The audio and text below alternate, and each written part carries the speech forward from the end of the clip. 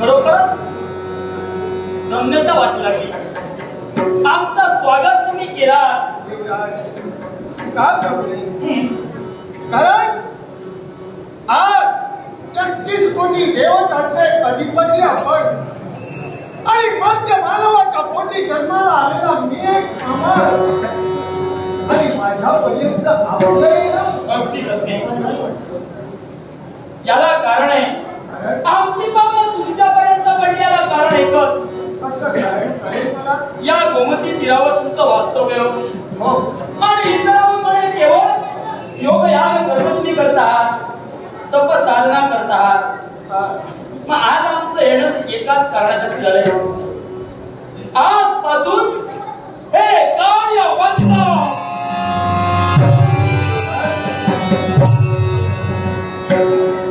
काय म्हणाला तुम्ही? अहो आज हा मन या गोमतीच्या तीरावर तप साधनेला बसलाय. तो जगाच्या कल्याणासाठी आत्मउद्धाराबरोबर जनतेचाही काहीतरी उद्धार होईल या पवित्र हेतूला. पण मी असं म्हणतोय, मी म्हणता देव दरबाराचा त्याग करून इथपर्यंत येऊन मला आज्ञा करता की जी तप साधना आपण चालू ठेवली याला कारण ऋषीवर तुम्ही जगत कल्याणासाठी करा, आत्म उद्धारासाठी करा नाही म्हणत नाही. पण आज हे कार्य बंद करण्यास सांगण्यास कारण एकच. असं करे तुम्ही आत्म उद्धारासाठी कार्य करतात, जगाच्या कल्याणासाठी करतात. पण कदाचित तुम्हाला ज्ञात नसेल व जे जगाच्या कल्याणासाठी करतात ते कार्य उलट होतंय. कारण तुमच्या या तप साधनेमुळं या जगाला त्रास होतोय. नाही, तुम्ही जरी का असं म्हटलं असाल तरी भक्ती करणं, तप करणं, व्रत वैकल्य करणं म्हणजे त्याचा उपद्रव सामान्य जनतेला होतोय असं अद्याप ठरलं नाही. पण तुम्ही म्हणता माझ्या तपामुळं तेज वाढताय, तेज वाढल्या कारणानं त्याचा उपद्रव मानव जातीला होतोय असंच म्हणणं तुमचं. अगदी सत्य.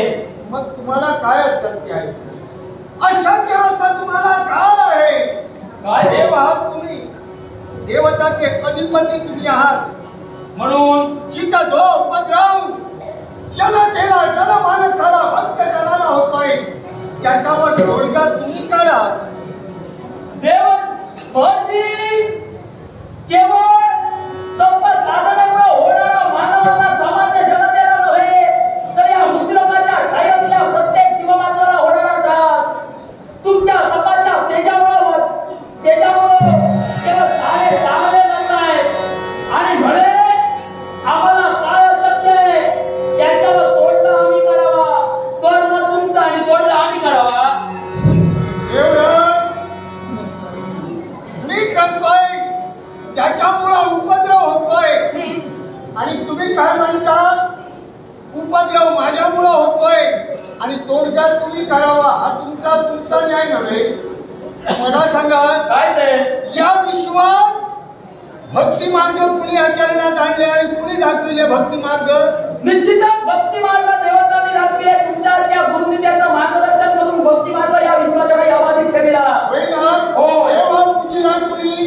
भक्तांनी. देवतांचा मोठेपणा वाढविला हा सुद्धा भक्तांनी. हो, मग देव ते भक्त आज भक्ताने भक्ती करताय ते चुकीचं आहे. मुलगी असं म्हणालच नाही. भक्ती मार्ग श्रेष्ठ आहे आणि भक्ती मार्ग देवतांपेक्षा भक्ती करणारे भक्तही श्रेष्ठ आहे. वाईट कसं राहतंय? मी तुम्हाला वाईट करता असं म्हणत नाही, पण जेणेकरून जे घडतंय प्राप्त परिस्थितीनुसार या जनतेला या सामान्य मानवांना त्रास होतोय, या मृत्यूलोकाच्या खाली असणाऱ्या प्रत्येक जीवाला त्रास होतोय.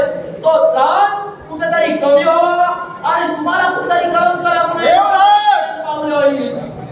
मला एक सांगा, मी व्रत करतोय त्याचा उपद्रव जनतेला होतोय.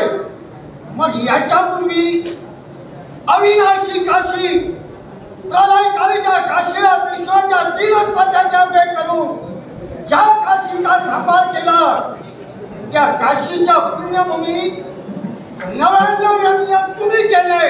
अगदी सत्य. त्यावेळी जनतेला उपद्रव झाला होता की नाही? अगदी सत्य. यज्ञ आम्ही केले आणि त्या यज्ञाची फलश्रुती आम्ही मिळवली. पण सांप्रत परिस्थिती वेगळी आहे. आज तुम्ही जो यज्ञ करतात त्याच्यामुळे घडतंय. आम्ही जी केली तेव्हाच तेव्हा गेलो. काय झालं? हो, त्यावेळी आम्ही तत्पर होतो. सारे देवता त्याला साक्षी होते. साऱ्या देवतांनी त्याला संपूर्ण आम्हाला साथ दिली होती. मग आमचं काय चुकलं? मग त्यावेळी तुम्हाला देवताने साथ दिली. मी कोण देवांचा? निश्चितच दैवी तत्वातील तुम्ही सुद्धा एक घटक आहात अनुयायी आहात. मी तुमच्या देवातील एक भक्त या नात्याने आहे. होय ना? मग भक्ताला देव आहे पित्या समान. मी तो उपद्रव करतोय असं तुम्ही जर का म्हणत असाल तर तो उपद्रव तुम्ही थांबवत का नाही?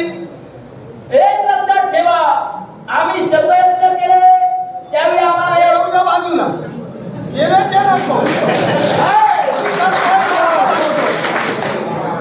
मी करतोय यज्ञाला, मग त्याचा उपद्रव इतरांना होतोय. मग तेव्हा तुम्ही थांबवा. तुमचं आणि माझं नातं हे जर का टिकलं पाहिजे तर. मग एक मला सांगा, तुम्ही यज्ञ करता त्याचा उपयोग इतरांना होतोय, मग इतरांना झालेला त्रास याबद्दल तुम्हाला काहीच वाटत नाही की काय? याच्यामुळे जर का एखादी हानी झाली असेल, एखादा जर का मृत्युमुखी गेला असेल तर ते पात्र तुमच्या मस्तकी नाही का?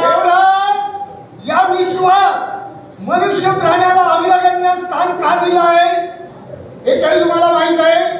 मी सांगतो. बुद्धी देणारे तुम्ही देव, बुद्धी देणारे देव आणि त्याला चालना देणं हे माणसाच्या हाती आहे. तुम्ही मला बुद्धी दिली, मी त्याला चालना दिली. काय माझं चुकलं? तुमचं हेच चुकलं की तुम्ही इथं यज्ञ करतात आणि त्यामुळं या विश्वाच्या काही होणारा त्रास हा मला सहन होत नाही म्हणूनच मी म्हणतोय. जरी आम्ही दिली असती तरी साम्राट प्राप्त पद्धतीचा विचार तुम्ही करायला हवा होता. म्हणूनच मी म्हणतो भक्ती जिथं यज्ञ नाही तुझा भक्ती. भक्ती करून तुमच्या मध्ये मला वाढवतोय. तुम्ही मध्ये मला समजा. निश्चितच मी प्रथमच म्हणालो, भक्ती करणारे भक्त आमच्यापेक्षा श्रेष्ठ आहेत. भक्ती माझी चालू राहू द्या. त्याच्या ढवळाढवळा तुम्ही करू नका. आणि मी माझा तर मी भांड्यामत सांगतोय. कोणता तरी धन, कोणता तरी वैभव, सुखाचा भांडेकरी असं होण्यासाठी हा यज्ञ मी करत नाही. आणि मी तर तुम्हाला एक सांगेन, मी जर का हे यज्ञ पूर्ण केले, मी जर का यज्ञ पूर्ण केले तर न झालं न करे तुमची जागा हलेल याच्यासाठी मी यज्ञ करत नाही. मला गरज नाही. मग करता कशासाठी? माझ्या जनतेच्या उद्धारासाठी. जनतेच्या उद्धारासाठी यज्ञ करता. मग तुम्ही जनता जर का तुमच्या बापाच्या त्याच्यामुळे जर का नाव त्याला त्रास होत असेल तर नाही तो यज्ञ निवडून होऊ देणार, नाही होती परमात्मा होऊ देणार. पण करणार असेल तर तुमच्या जीवनात आज माझ्या समोर तुम्ही उभे राहा. मी माझ्या तत्वावरून कोणत्या तत्वानं आणि सत्वानं हा यज्ञ पूर्ण करणार हे मलाही देखील माहित आहे. तुम्हाला प्रत्यक्षाला पाहिजेच आहे तर आज माझ्या खऱ्या तुम्हाला दाखवावी लागेल.